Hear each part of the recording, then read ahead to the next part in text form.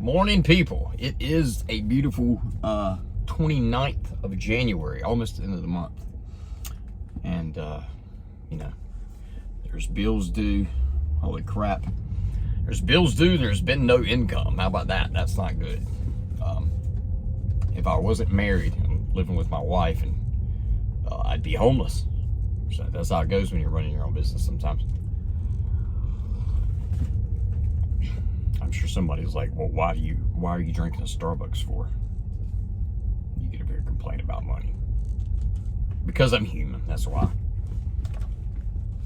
I'm not saying I'm next to homeless, but of course I would change things. Your mind works different. I mean, I would hope my wife's not gonna kick me out because I've been slow here, but I'm sure she may if I, keep on. But we'll have to change careers before that happens. But we're trying to hold it down. Like I said, I did get a job yesterday. I did get paid. They liked it. They wanted me to continue some work with them. So hopefully some more jobs will come out of that. I am currently doing some optimization for a YouTube channel. I'm going to work on that as soon as I get home. That's on the list today. And also I'm going to decide on a number to pick for a cold calling routine. Not routine, that's the wrong word. On a cold calling project, or whatever you want to call it, where I'm just going to say, like, all right, I'm going to cold call 30 people starting right now, and then I'm going to do that until I get 30 calls in. We'll see how many of those 30 calls are no's, and we'll see how many of those 30 calls are yeses, because I have never done cold calls before. I mean, I have done a cold call, but I've never set out to do cold calls. And you can actually, I'll have Kit write. When I say Kit, I'm talking about my personal chat GPT. But I will have Kit write the call script and then customize it down for myself. And then I will use that call script to call, I guess. I guess that's how you guys do it, who do the call script. Some of you have this super strict call script that I've noticed. I mean, it's Alex Ramosi has one that's like scientifically worded to your response. It is insanely, it's scary to know how much he's dialed in, like, the human mind in this situation where it's trying to be sold something. He knows every step you're going to make and why and what to do to counter it. It's insane. So yeah, I've got to learn stuff like that. But first, I just got to get the balls up to do it, because that's the scariest thing. And why?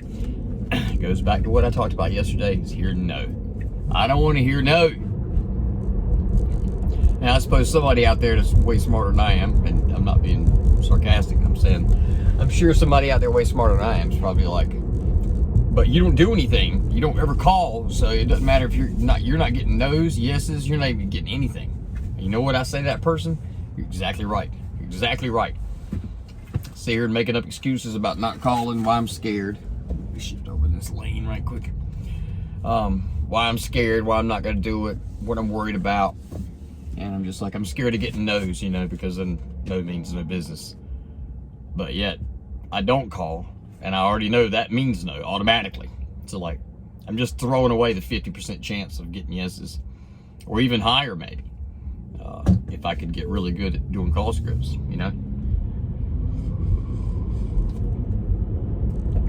I'm enjoying this caramel brulee from Starbucks at Target.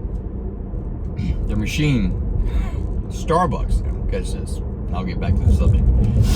Starbucks machine, their espresso machine, it makes like lattes, macchiatos, brulees. It makes like a lot of their products, evidently. It's been down there since Sunday. It is now, what is it, Wednesday? Tuesday? Wednesday? Yeah, Wednesday, I think. Wednesday! And they finally got the machine fixed. I'm like, God, haven't you guys been losing business? And they were like, oh my God, yeah, we've been turning people away left and right. I thought that was odd. But put this thing on FSD. But back to the cold calling thing. Yeah, I don't know, man. Cold calling's scary. And then since you have the digital age, you tend to want to use that as an excuse or kind of like a crutch. Like, well, I won't have to face them. I won't have to hear to know. I'll email them. Just like the other day, I emailed, God, like 5-6 people. Now, really cold emails either. There were warm emails because I had done work for them before. We just hadn't talked in a while. And it was more or less just like, I'm just touching base around. Here's some things I'm doing. And I didn't even get,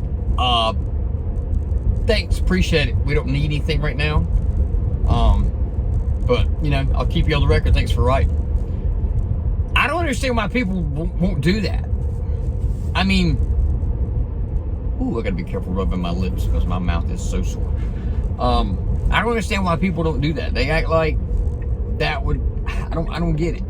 I mean, if I was sales pitching all the time, just like writing them every day with these real pitchy emails, you know, last chance, I'm knocking this down 50%, you know, like stuff like that.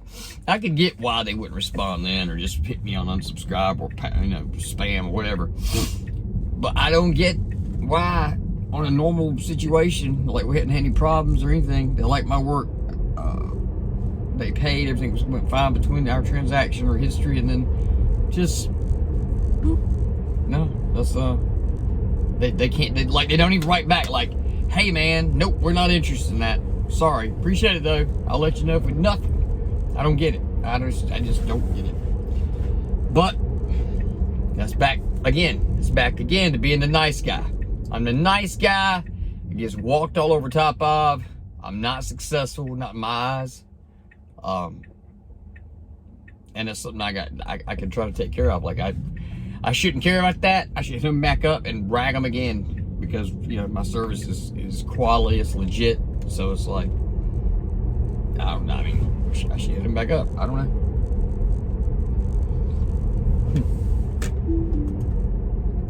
Make this turn right here. Go back and run another errand right quick. Whoa, this is tight, but I'm sure we can get around it. Oh yeah. But yeah, I've watched a bunch of those videos on cold calling, and man, do you guys cold call? Does any of y'all cold call? And were any of y'all scared of that? Any of y'all? I hear myself sound like some gravy mix. So country. Okay, do any of you go? Do any of you all have fears about cold calling? And how did you get around it? Or do you not? Even people who like, I don't have, get up here and tell me why in the comments. Get up here and tell me why you don't and why you don't care. Like, I want to hear the insides of your brain. Like, this is why I don't care. And here's how I look at it. And if I'm calling them with legit service, and, you know, XYZ and this and so, like, tell me all that stuff. I need to know. I need to know how some of y'all's brains work inside to expand mine. So I've got to figure out how to get rid of the fear and start doing the cold calling. Ooh, this is some hot coffee. It's burning my hand even with the cup holder on it. All right, so also too, I want to talk about February 1st coming up, Royal Rumble. Royal Rumble, I don't even know where it's at. Where is it? It's this year. I can't remember. But it's getting pretty heated up. There, you know, usually you go into the Royal Rumble and you got like a few little angles you kind of pointing at. This is just kind of, they just kind of spread it all this out at the top. So it's like you got Sammy, Kevin, Randy, John, Solo, Roman, Cody, Seth, and like there's no really clear feuds. It's like all of them have feuds. So it's gonna be interesting. That's this Saturday too. Adrian and his pack comes over. Adrian is a friend of mine in Goldsboro here. He's from New York, and so is his family. And his grandmom is like 80 some years old, and she loves wrestling. She's like met Ric Flair and Rick Steamboat, and yeah, she loves it. Like she knows all the history, especially like the older people. But she digs it. she digs it, and she comes to the house and she gets all into it with us. It's usually just Amber and myself, and then Adrian and Miss Pat. But you know, other people are welcome to come too. We usually have a good old time. We have like some dishes laid out, you know, those little snack dishes and chips and salsa and stuff like that. They're vegetarian, so they'll bring over some cool stuff we've never had sometimes. But good times though. Royal Rumble should be good. February 1st here. I think it's going to be a good time. We will see. Also, update on my buttons. So if you hadn't heard in the previous episodes, I don't know if I talked about it much, but Tesla, you know, it's very minimum in here. They don't have any buttons or anything like that. It's all on the screen. But due to me being a Knight Rider fan, I've always wanted some buttons up here. Remember Knight Rider? You'd always see him pressing the upper console. There's a big console right here, and the whole roof of this thing is glass. But right across here, I want to put these 4 buttons, and these little 4 buttons are very cool. They're actually shaped like the back of a Cybertruck. They're just like, you know, slanted, very like pyramidish looking. Anyway, very cool, futuristic.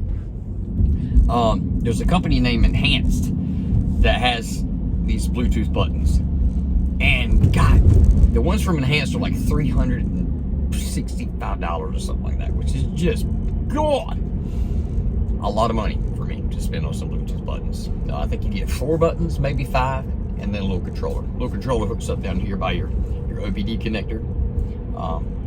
The sun looks like it's burning my skin. I look like Edward from Twilight. It's that way better. But anyway, it connects there to the OBD connector. They sent me. Okay, so first of all, I ordered this thing before Christmas. It didn't get here by Christmas. It didn't get here by New Year's. We followed the tracking number. I kept calling the people and talking to them. They were like, "Don't worry, it's good. You don't worry, don't stress. Normal path." Because it was going from like Taiwan to New Jersey, and then back to Berlin, Germany, and then back to some other country, and then to New Jersey, and then it just stopped last time. And finally, the guy was like, "All right, it's lost." I was like, "You think?" So he's like, "You know, I'll ship you another one." So there's a special thing. My car is a little older, so it has to have this 20-pin connector instead of the 26-pin connector like a lot of the new ones have. So I was like, make sure you include the 20-pin connector and all that. I was betting on that the pin, you know, the right number pin connector wasn't going to be in there, but it was. Right pin connector, everything good. I hook it all up. Pretty easy to hook up. You hook it up right behind your console here, and the hub that does all the Bluetooth to the car, and then the buttons, you know, connect to that hub. The hub is dead. So after waiting like a month now for this order, having it shipped twice, one order got lost, and now I don't have any buttons. Still don't have any buttons.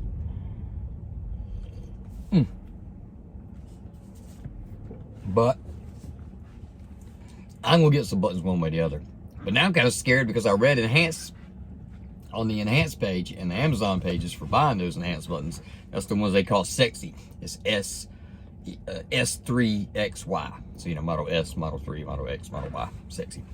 But anyway, I read reviews on that, and man, they were terrible. They were talking about that, like, you pay $300 and you don't even get the cable for it. I'm like, oh, you got about a cable? That's not even all.